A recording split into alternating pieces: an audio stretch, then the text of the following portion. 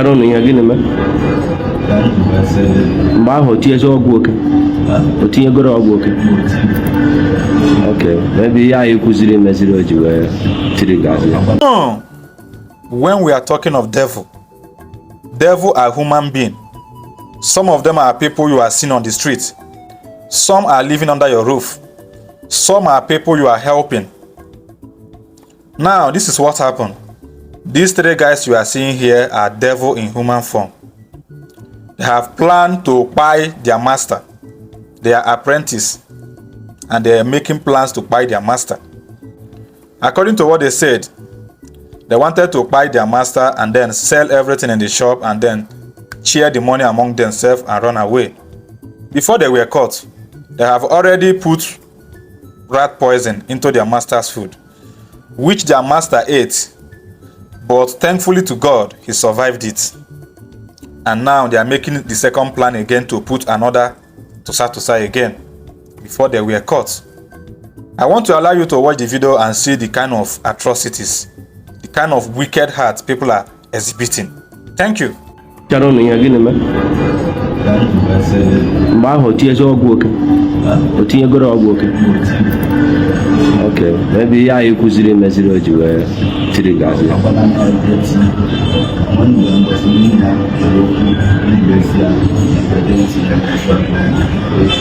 Manako teacher Ziria Bazirono.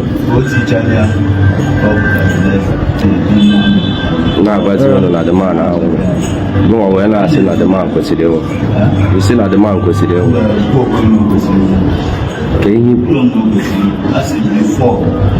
Okay, keep good. At the man consider. Okay. Then after go to your charging of book, counting and a book or gold.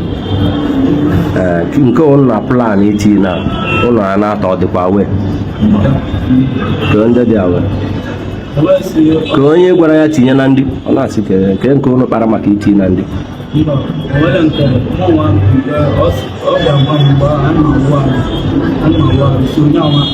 Onya bunyawa manager oyanka so sini oya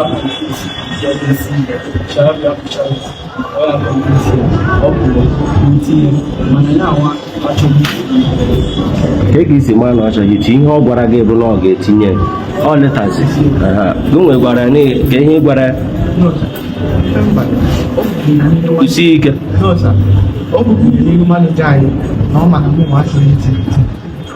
so why you doing web pattern I never na enjoy TV also no even so more when I say I just government now I'm even saying oh yeah as in no sometimes but I know I say yes no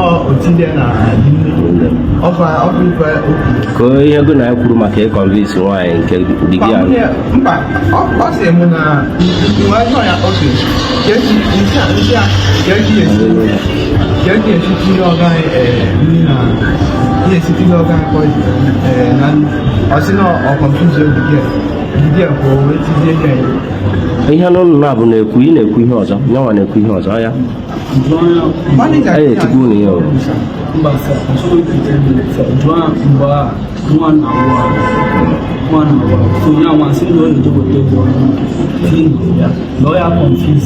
mgbe ahụ ọ na-ahụ ahụ gịnị ka ị gwara ya nke ọ na-ekwu na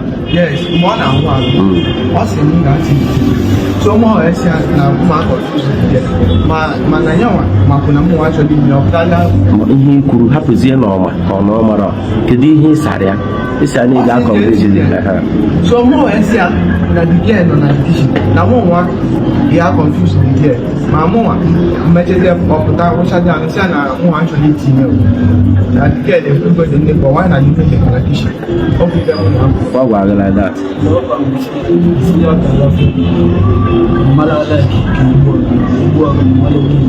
yeah like mana na-ekwu na isi endomi tinyere endomi mba nke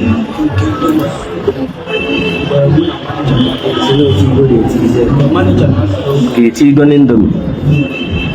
Manager go on a cover and a tea poison, none a tea poison, is an akagade here, and a cook poison, none to give. Why need your work?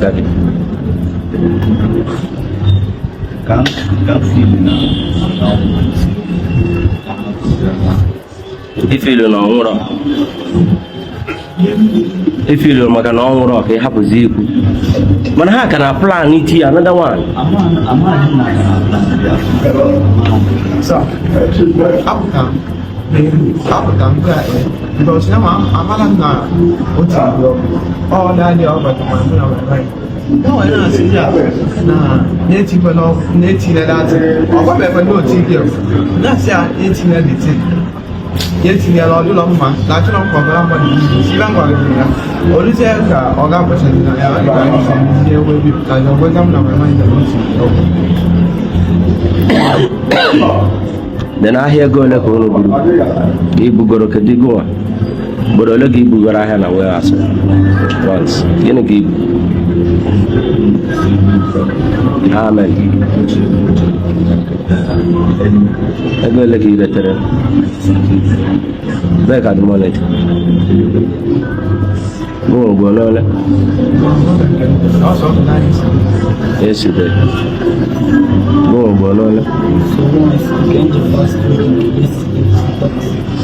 The last two is a girl. 330. I hear go look at the gun in a shop. You're a girl. You're a girl again.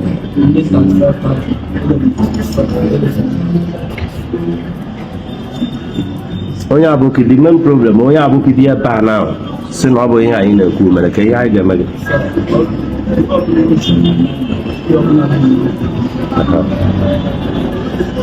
300 and something thousand.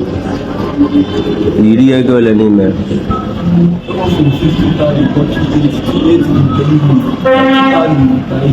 Okay.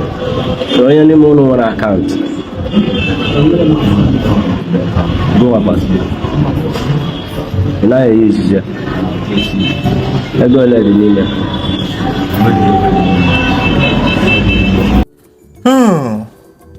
One thing we human beings should be conscious of is our actions. What we do will affect a whole lot of people. When so many of you are asking why is Igbo apprenticeship system going down, these are one of the reasons. So many ogas today are very scared of taking people as apprentices because of what they have seen and what they have heard. Most of these apprentices have pied their oga because of envy and jealousy. Some have stolen their oga's money and run away with it, while some of them go as far as planning robbery or even assassination of their ogas. This is very bad. Everybody now want to get it so quick. We want to get rich quick. Nobody want to work for it. Nobody want to be patient. Only few apprentices now are patient. Only few of them. Most of them are devil in human form. They want to make it so fast. Some will go as far as involving armed robber to come and rob their oga, so they will share the percentage. Some will go as far as involving assassins to come and assassinate their oga, so that they can sell everything in the shop and run away with the money. What have we not heard about this apprentice? And you guys are now bringing serious bad luck to those who are sincerely serving their oga. Because they are the people it's going to affect. The honest one, those who are sincere.